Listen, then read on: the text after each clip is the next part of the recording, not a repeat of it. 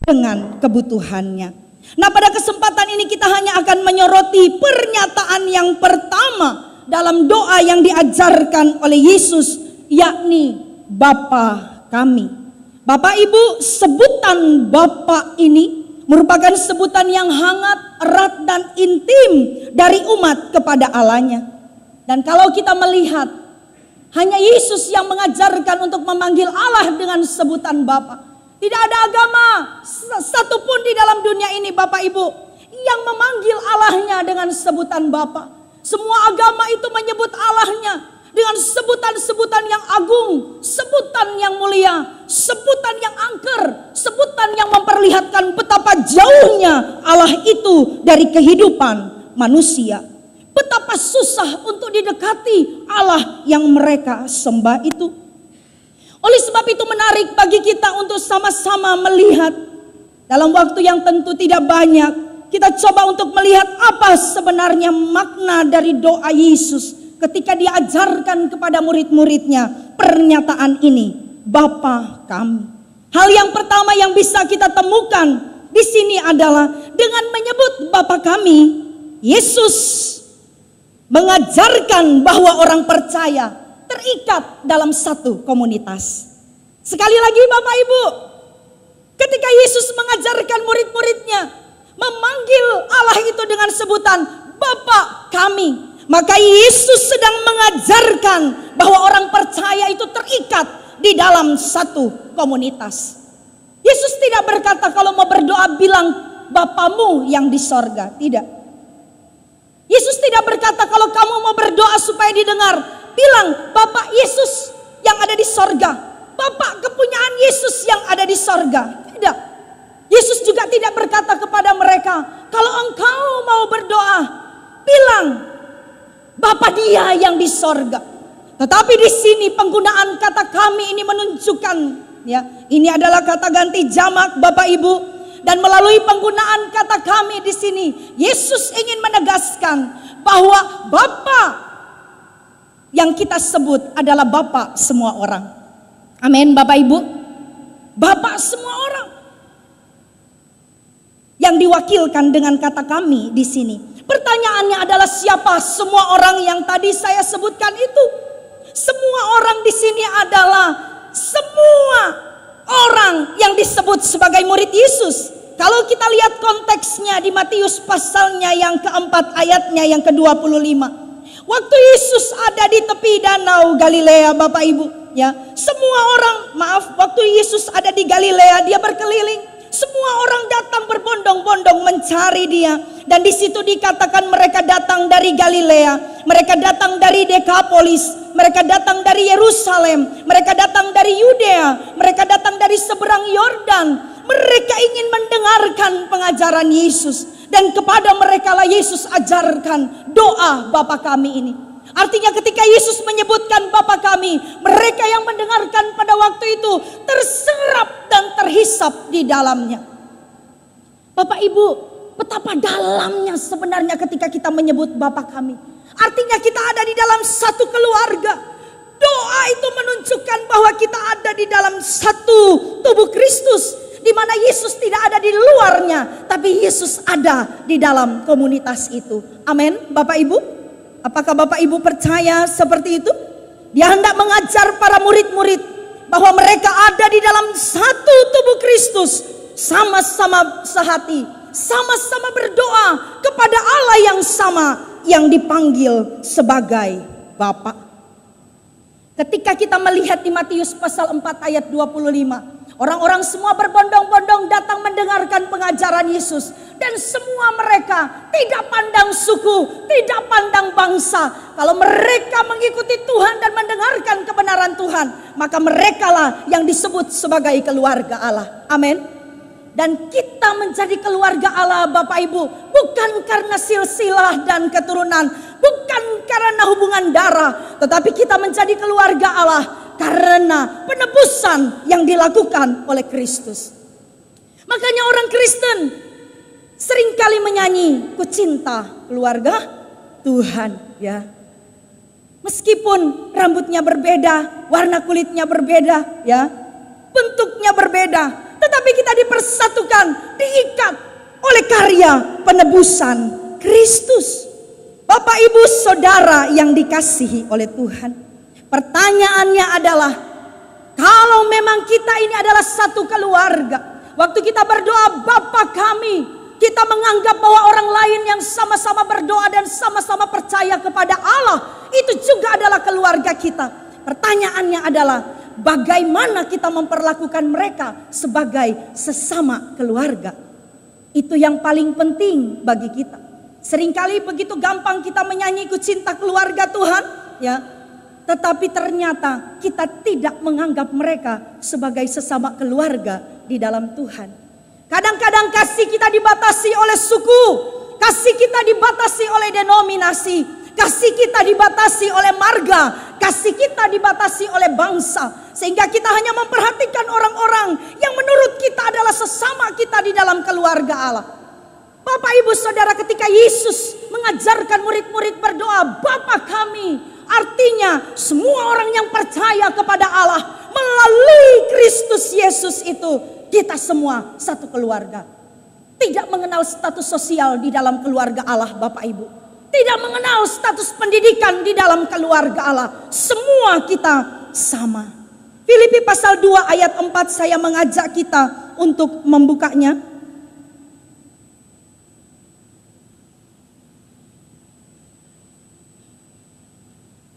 Filipi pasalnya yang kedua ayatnya yang keempat, atau kita mulai dari ayat yang pertama. Di sana dikatakan, jadi karena dalam Kristus ada nasihat, ada penghiburan kasih, ada persekutuan roh, ada kasih mesra dan belas kasihan. Karena itu sempurnakanlah sukacitaku dengan ini. Hendaklah kamu, apa katanya Bapak Ibu?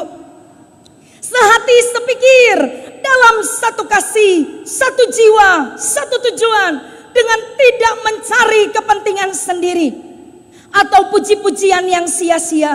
Sebaliknya hendaklah dengan rendah hati, yang seorang menganggap yang lain lebih utama daripada dirinya sendiri. Dan janganlah tiap-tiap orang hanya memperhatikan kepentingannya sendiri, tetapi kepentingan orang lain juga.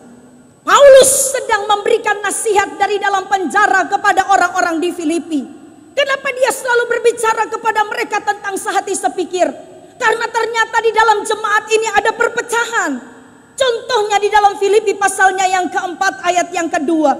Dikatakan di sana, Eudia ku nasihati dan Sintike ku nasihati. Supaya apa? Sehati sepikir dalam Tuhan.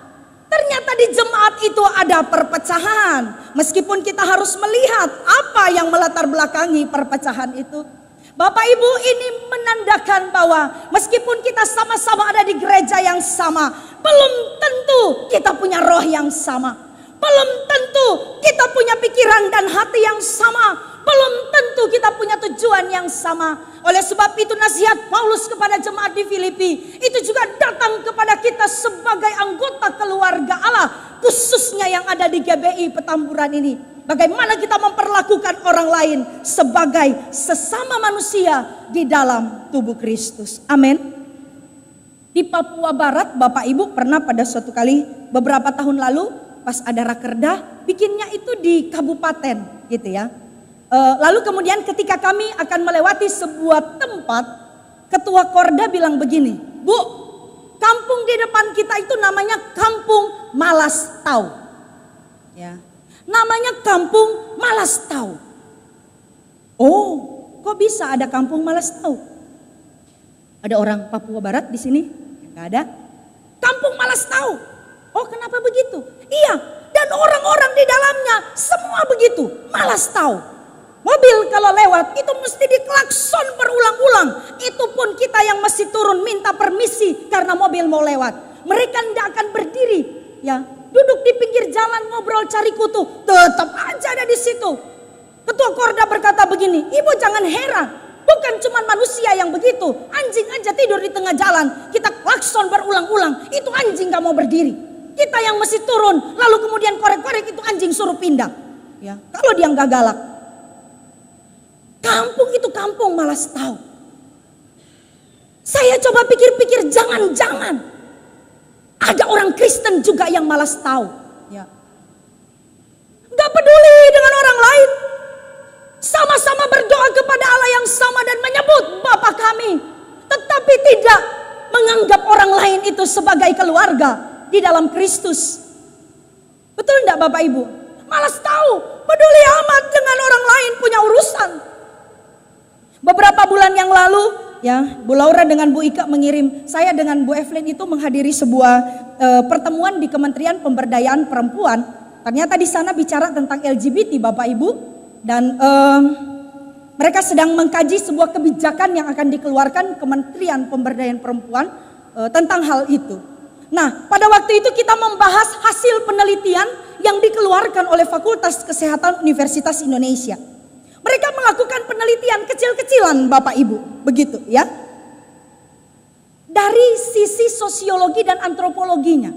Saya awalnya juga bingung, ini Fakultas Kesehatan tapi bikin penelitian sosiologi, antropologi, ya. Tapi hasilnya luar biasa. Luar biasa apa? Luar biasa mengagetkan. Mereka itu mengadakan beberapa penelitian di beberapa daerah di Jabodetabek. Dan ada beberapa pertanyaan yang harus dijawab oleh masyarakat berkaitan dengan keberadaan orang-orang yang disinyalir ada di dalam kelompok ini. Bapak Ibu tahu jawaban yang terbanyak? Ternyata masyarakat waktu ngisi mereka tulis begini. Kalau misalnya ada orang-orang yang terindikasi mereka itu LGBT, mau lesbi ke, gay ke, transgender, terserah mereka. Itu urusan mereka. Selama ndak ganggu gue, terserah lo. Bayangin Bapak Ibu. Itu orang Indonesia. Ya. Artinya apa? Kadang-kadang ternyata orang Indonesia juga sudah ndak peduli dengan apa yang terjadi. Padahal ini seperti penyakit menular yang sedang mewabah begitu luar biasanya di Indonesia. Saya khawatirnya ada orang Kristen juga di situ yang mengisi angket ini. Dan mengatakan gak peduli dengan keadaan yang ada. Ketika kita gak peduli, bukankah dampaknya juga bisa ada di tengah-tengah gereja bahkan di keluarga kita? Bapak Ibu bisa terpikir, Bapak Ibu punya anak laki-laki, lalu kemudian Bapak Ibu menantunya laki-laki? Saya gak habis pikir. Atau punya anak perempuan dan menantunya perempuan? Atau ibu ketua WBI di sini pernahkah terpikir ada seorang bapak datang mau mendaftarkan istrinya jadi anggota WBI, nggak taunya yang dibawa brewokan juga? Ya. Dan itu yang sedang kita alami Bapak Ibu. Ya. Kalau kita menjadi keluarga Tuhan yang malas tahu, bukankah dampaknya itu juga akan kemana-mana? Ya, termasuk ke kita. Oleh sebab itu Bapak Ibu, ketika kita berkata dan berdoa Bapa kami, itu dampaknya luas sekali. Itu bukan hanya bicara hubungan vertikal kita dengan Allah, tetapi ini juga bicara hubungan horizontal kita dengan semua orang yang sedang berdoa kepada Bapa yang sama. Itu yang pertama. Hal yang kedua yang bisa kita temukan di dalam pembacaan kita. Waktu Yesus mengajarkan murid-muridnya untuk menyebut Allah itu dengan sebutan Bapa kami. Maka yang kedua, Yesus memberikan posisi sebagai anak kepada orang percaya. Istilahnya sonship.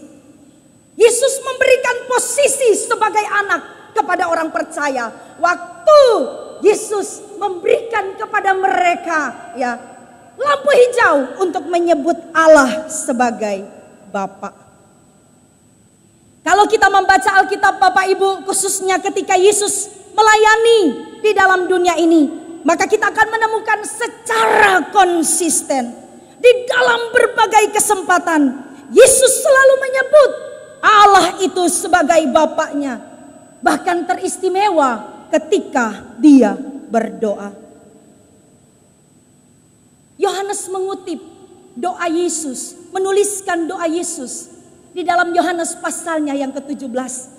Itu adalah doa terpanjang Yesus yang dicatat di dalam Alkitab. Ketika dia memohon, dia menempatkan dirinya sebagai seorang anak yang sedang memohon kepada Bapaknya untuk menjagai murid-muridnya yang nantinya akan dia tinggalkan di dalam dunia ini. Setelah itu kemudian berlanjut di Markus pasalnya yang ke-14 ayat 36. Setelah Yesus berdoa kepada Bapaknya untuk murid-muridnya, maka kemudian Yesus masuk ke Taman Getsemani, dan di sana dia melanjutkan doanya, bergumul secara pribadi menghadapi penderitaan yang sudah di depan mata. Di sana Yesus berdoa, "Ya Aba, ya Bapa, tidak ada yang mustahil bagimu. Ambillah cawan ini daripadaku, tetapi janganlah apa yang aku kehendaki, melainkan apa yang engkau kehendaki." Betapa dekatnya hubungan antara Yesus dengan Allah. Bahkan ketika dia ada di kayu salib, saat-saat terakhir hendak menghembuskan nafasnya, di dalam doanya dia masih berkata kepada Bapa, "Ya Bapa, ke dalam tanganmu kuserahkan nyawaku." Dari bukti di dalam Alkitab, Bapak Ibu, kita melihat betapa kuatnya Yesus menempatkan diri sebagai anak di hadapan Bapaknya, baik itu di dalam permohonannya maupun di dalam ketaatannya yang hanya berfokus kepada Allah. Apakah orang Yahudi tidak punya sebutan Bapa untuk Allahnya? Bapak Ibu, kalau baca Perjanjian Lama, maka kita akan melihat sebenarnya konsep kebapaan terhadap Allah itu kental pada agama Yahudi. Berulang-ulang kali di dalam kerinduan, nabi-nabi itu menyampaikan Bapa itu sayang kepada anak-anaknya. Mereka menyebut Allah itu sebagai Bapa, tetapi ternyata itu tidak terus secara konsisten, ya, diulang-ulang dan merema di dalam kehidupan orang Yahudi. Mereka menyebut Allah itu sebagai Allah yang transenden dengan sebutan-sebutan seperti Elohim dan seterusnya. Ini sebenarnya yang ingin ditegaskan oleh Paulus di dalam Roma pasal 8 ayatnya yang ke-15.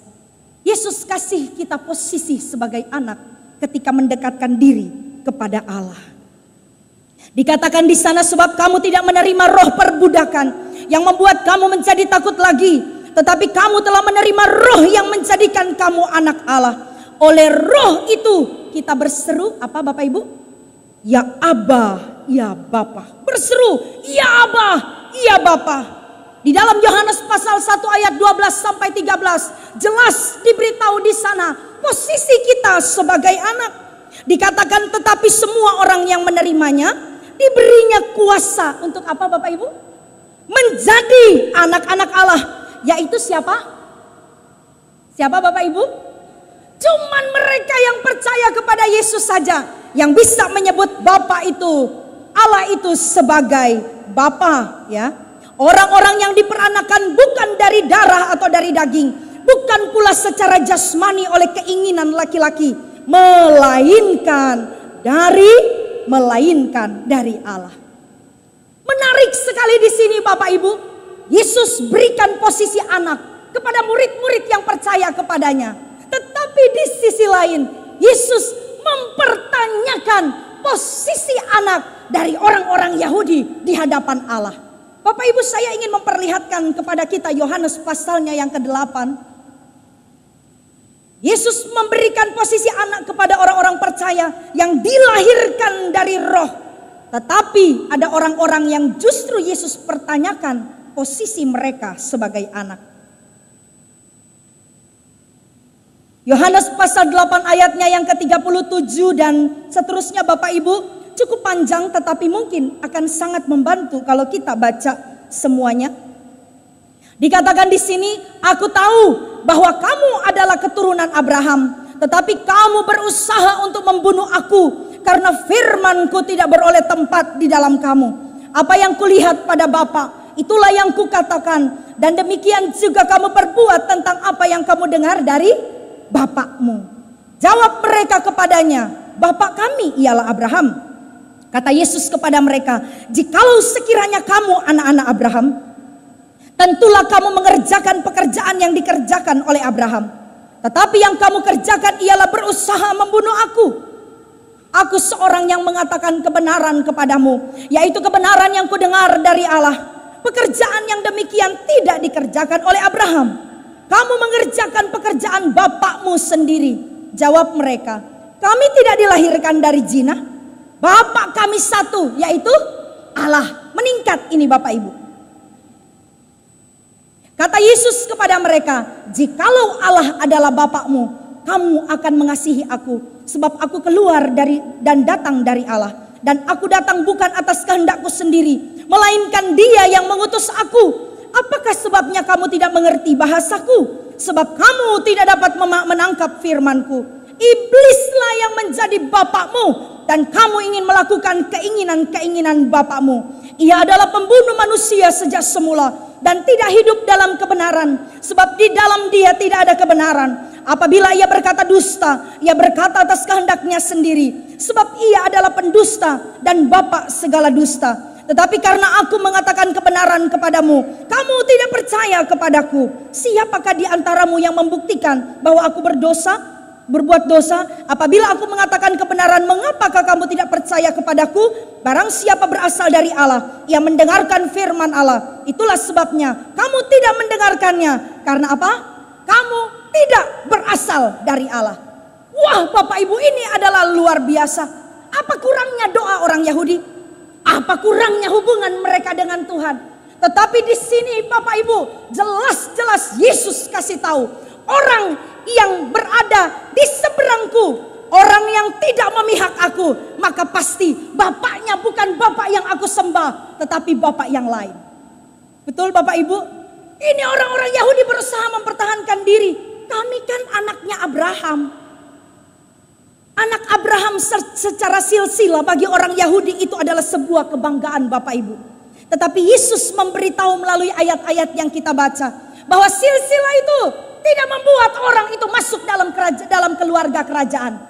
Yang bikin dia masuk dalam keluarga kerajaan adalah dia punya etika kerajaan Allah. Dan itu yang tidak dimiliki oleh orang-orang Yahudi. Malah mereka mau bunuh Yesus. Yesus bilang, kau berdoa kepada Bapa, sementara Bapa itu yang mengutus aku, kau tidak percaya kepadaku. Mana mungkin? Pasti Bapak kita berbeda. Halo Bapak Ibu, ini adalah warning bagi semua orang termasuk kita. Jangan-jangan kita sedang berdoa kepada Bapa, tetapi di dalam hati kita sedang memberontak kepada anaknya. Maka itu artinya kita bukanlah anak-anak dari Bapa yang sama dengan yang dimiliki oleh Yesus. Amin Bapak Ibu. Cuman ada dua bapak di dalam dunia ini kata Yesus. Cuma ada dua keluarga besar di dalam dunia ini. Tidak pandang marga apapun Bapak Ibu. Cuma ada dua keluarga besar. Yang pertama, keluarga besar pertama, Allah jadi bapaknya. Keluarga besar kedua, iblis jadi bapaknya. Kalau kita menuruti perintah Tuhan, maka kita ada di dalam keluarga sama dengan Kristus yang menyembah Allah sebagai Bapa. Tapi kalau kita memberontak kepada Kristus, maka kita ada di luar keluarga itu. Artinya ada di keluarga yang bapaknya iblis. Bapak Ibu merasanya ada di mana? Di yang pertama atau yang kedua? Pertama. Amin. Bukankah karakter kita memperlihatkan itu? Betul Bapak Ibu? Amin. Bapak Ibu saudara yang dikasih oleh Tuhan, oleh sebab itu doa Bapa kami itu bukan hanya sekedar teori, tetapi doa Bapa kami itu adalah tindakan dan perbuatan di dalam hidup sehari-hari. Betapa luar biasanya Yesus sendiri tidak menganggap bahwa orang-orang Yahudi meskipun hebat doanya, indah kata-katanya, panjang doanya, mereka itu adalah anggota keluarga Allah. Kalau mereka ingin membunuh Yesus, artinya mereka tidak ada di dalam keluarga itu. Bapak Ibu saudara yang dikasih oleh Tuhan, hal yang selanjutnya yang bisa kita temukan di dalam pembacaan kita, ketika Yesus mengajarkan murid-muridnya itu, Bapa kami, menyebut Allah sebagai Bapa, maka hal yang ketiga dan yang terakhir tentu saja pada saat ini, meskipun ada begitu banyak makna yang bisa Bapak Ibu dapatkan kalau kita kegali lebih lanjut, tapi hal yang ketiga Bapak Ibu, dengan menyebut Bapa kami, Yesus menegaskan adanya hubungan istimewa antara orang percaya dengan Sang Bapa. Sekali lagi Yesus hendak menegaskan adanya hubungan yang istimewa antara orang percaya dengan Sang Bapa. Di beberapa suku bangsa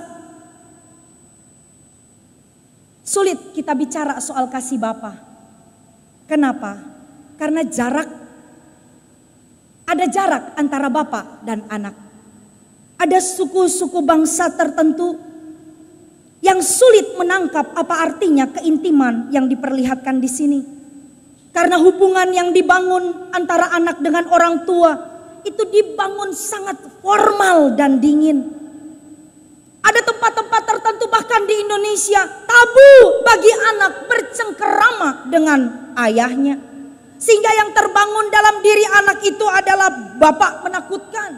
Bapak susah untuk didekati. Kalau mau ngomong sama bapak harus lewat ibu. Itulah salah satu hal juga yang menyebabkan kenapa doa terhadap Maria itu penting. Ya.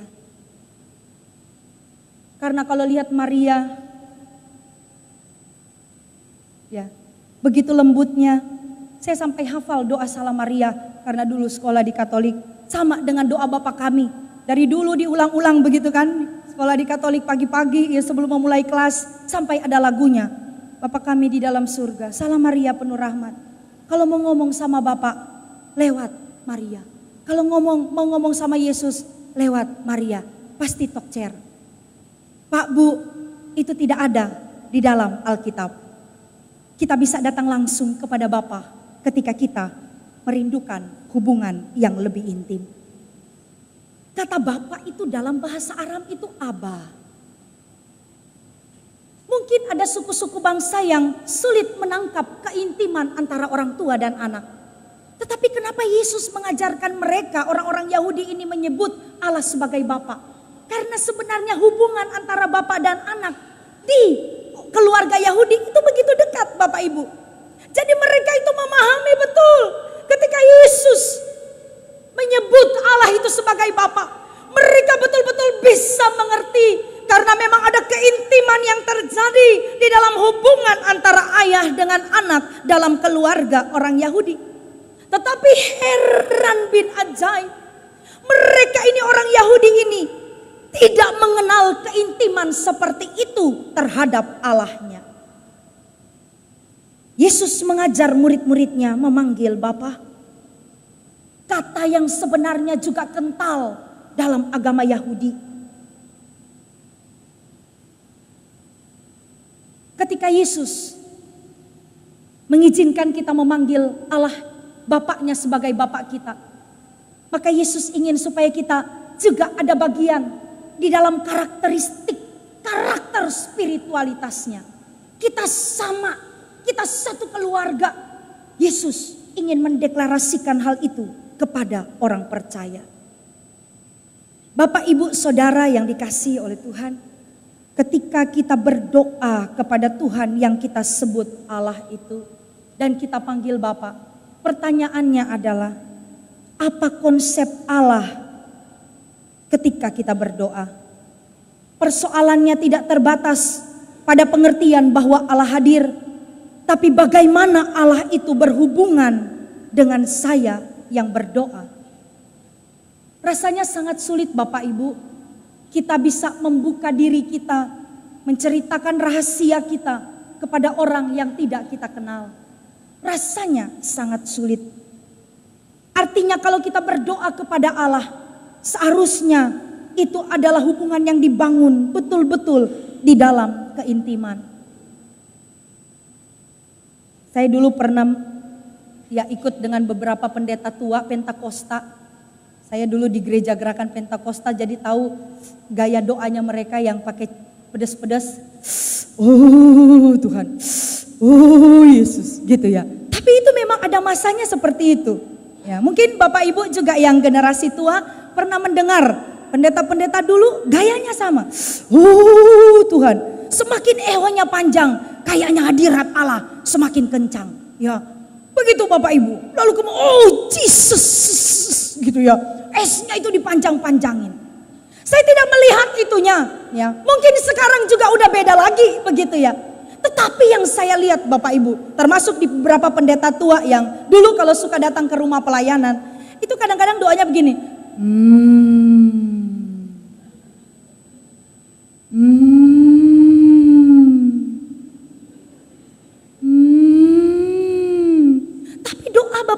bukan ngorok.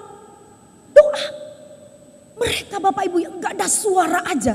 Kita yang di luar itu bisa merasakan hadirat Tuhan. Betul. Cuman gak tahu apa yang diucapkan. Mungkin orang tua Bapak Ibu juga dulu doanya begitu.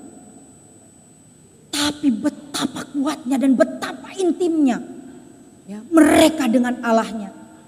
Beda dengan orang yang rangkaian katanya begitu luar biasa. Begitu luar biasanya. Tapi kita gak merasakan apa-apa. Sampai ada seorang pendeta berkata seperti ini. Berdoa itu gak usah menaikkan 1 oktav dari nada kita, nada suara kita. Berdoa itu seperti kita berjumpa dengan Bapa. Berdoa itu gak perlu dibuat-buat. Karena kita datang kepada Bapa kita sendiri. Masalahnya konsep kita tentang Allah itu seperti apa? Kalau kita menganggap dia seperti raja yang otoriter, maka pasti kita akan datang dengan ketakutan. Kalau kita punya konsep dia adalah Allah yang pemarah, maka kita pasti akan datang dengan gentar. Konsep kita sebagai Bapa itu seperti apa? Bapak Ibu, kalau kita baca perjanjian lama, sebenarnya dengan kerinduan para nabi mengucapkan Allah itu sebagai Bapa, bahkan menggambarkan Allah yang adalah Bapa itu, betapa luar biasanya ya. Bahkan kemudian kalau kita mengingat perumpamaan tentang anak yang hilang, sebenarnya Yesus ingin memberikan pesan kepada kita, Bapa itu seperti itu. Memang dia tidak terlihat, tetapi kita bisa merasakan kehadirannya. Oleh sebab itu Yesus bilang apa? Engkau melihat Bapa kalau engkau melihat aku. Bapa di dalam aku. Bapak, Ibu, Saudara yang dikasihi oleh Tuhan. Doa Bapa kami ini sekali lagi bukan sekedar formula. Tetapi doa Bapa kami ini adalah gaya hidup. Gaya hidup kita orang percaya. Bapak yang kita panggil setiap hari di dalam doa kita, sebenarnya itu adalah Bapak yang kita ajak berjalan bersama-sama di dalam keseharian kita. Di dalam kesendirian, waktu sakit, waktu susah, Bapak itu yang selalu ada. Orang lain bisa enggak ada, betul enggak Bapak Ibu? Banyak orang Kristen yang kesepian sebenarnya. BTT katanya, butuh tati tayang. Enggak dilihat anak, enggak dilihat siapa-siapa. Kalau Bapak Ibu lagi BTT, Bapak itulah yang bisa memuaskan kita. Saya teringat sebuah cerita, ini juga dengar sebenarnya bisa dikonfirmasi lagi. Katanya pernah ada sebuah buku yang dituliskan oleh seorang sastrawan terkenal di Indonesia, namanya Motinggo Bushe. Buku itu berjudul Sepi Semakin Sepi. Di dalam buku itu dia ceritakan tentang sepasang suami istri, kakek dan nenek yang sudah tua, yang sedang semangat-semangatnya menanti Lebaran tiba. Bapak Ibu, pada malam hari esoknya Lebaran, mereka mempersiapkan segala sesuatu. Karena nanti besok akan banyak tamu yang bertandang ke rumah. Sang kakek lihat dia punya baju koko. Ya, dia sudah kepengen pakai. Pengen esok cepat datang. Si nenek mempersiapkan kue-kue kering. Karena dia tahu esok akan ada banyak tamu. Ketika esok pagi, Bapak Ibu, pagi-pagi betul. Sepasang suami istri ini, mereka bersih-bersih rumah, mandi bersiap-siap, membuka rumahnya. Lalu kemudian dengan manisnya duduk di teras depan. Ketika kemudian matahari sudah mulai bersinar, mereka melihat di jalan raya orang sudah mulai lalu lalang, saling mengucapkan minal aidin wal faizin, mohon maaf lahir dan batin, bersilaturahmi satu dengan yang lain. Kakek dan nenek ini berpandang-pandangan. Karena orang yang ramai itu tidak ada satupun yang mampir ke rumah mereka. Pagi-pagi Bapak Ibu sekitar pukul 9 datang sebuah paket besar. dibawa oleh Pak Pos. Karena dulu belum ada Tokopedia. Ya. Dibawa oleh Pak Pos. Waktu mereka buka, di dalam ada surat dan juga kado. Bapak Ibu, mohon maaf, Lebaran tahun ini Ananda tidak bisa pulang. Oh, dari anak mereka yang pertama gak bisa Lebaran bareng. Gak apa-apa, kan masih ada anak yang lainnya. Mereka berharap-harap Bapak Ibu anak-anaknya yang lain datang. Siang hari ada satu paket yang lebih besar lagi dikirim ke rumah. Sama-sama kakek dan nenek ini membukanya. Isinya tidak jauh berbeda dari paket yang pertama. Isi suratnya sama. Anaknya yang lain juga gak bisa pulang menjenguk bapak ibunya yang sudah tua. Ya sudah, mau dibuat apa? Berharap ada tetangga yang mampir. Tetapi Bapak Ibu, sampai kemudian matahari terbenam, ketika keadaan sudah gelap, tidak ada satupun yang datang ke rumah itu. Kakek dan nenek ini berpandang-pandangan. Lalu kemudian mereka berdiri dari kursi mereka di teras rumahnya, masuk ke dalam rumah, menutup pintu rumahnya. Sementara di dalam rumah sudah gelap, cuman bisa berpandang-pandangan. Sepi, semakin sepi. Tidak ada siapa-siapa yang datang. Tapi Bapak Ibu, kita punya Bapa yang selalu berada bersama kita 24 jam satu hari. Ketika kita berdoa dan memohon kehadirannya, Dia tidak kirim paket dan kirim surat. Sorry, layanan sudah ditutup. Kita bisa datang kapanpun ketika hati kita gundah gulana. Waktu kita sakit, waktu kita sedang kesepian. Kalau kita memiliki konsep Allah seperti itu, maka kita akan datang kepada Dia dengan keintiman yang tidak akan pernah dirasakan oleh siapapun kecuali oleh kita sendiri. Amin, Bapak Ibu. Martin Luther pernah mengungkapkan begini, sebenarnya doa itu gak usah panjang-panjang, kata Martin Luther, tapi sering. Panjang juga, ya. Gak usah panjang-panjang. Satu hari panjang, 1 jam setelah itu udah gak berdoa, gak ada hubungan intim dengan Tuhan.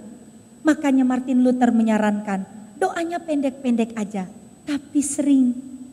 Setiap detik, setiap menit, setiap jam. Makanya lagu kita Orang Percaya bukankah menguatkan kita?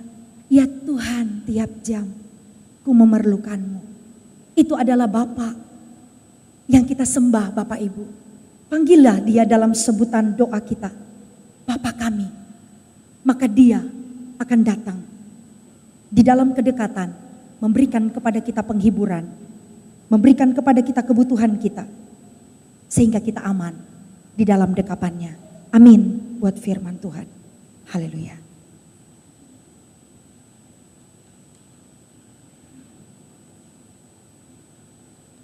Bapak Ibu, saya undang kita semua untuk bangkit berdiri di hadapan Tuhan.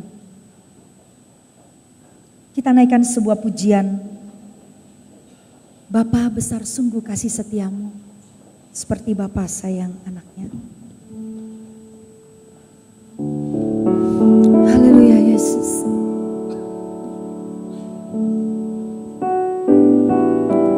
Terima kasih Tuhan. Terima kasih Yesus. Engkau memperbolehkan kami memanggil Allah dengan sebutan Bapa. Sehingga kami juga bisa merasakan kedekatan yang sama. Hubungan yang sama seperti yang terbangun antara Engkau dengan Bapa-Mu ya Yesus. Terima kasih. Bapa yang mengasihi kami, yang tidak pernah meninggalkan kami. Karena kasih kepada kamilah, Dia mengirimkan putranya yang tunggal, supaya kami tidak binasa. Bapa yang baik, Bapa yang tidak pernah berkhianat.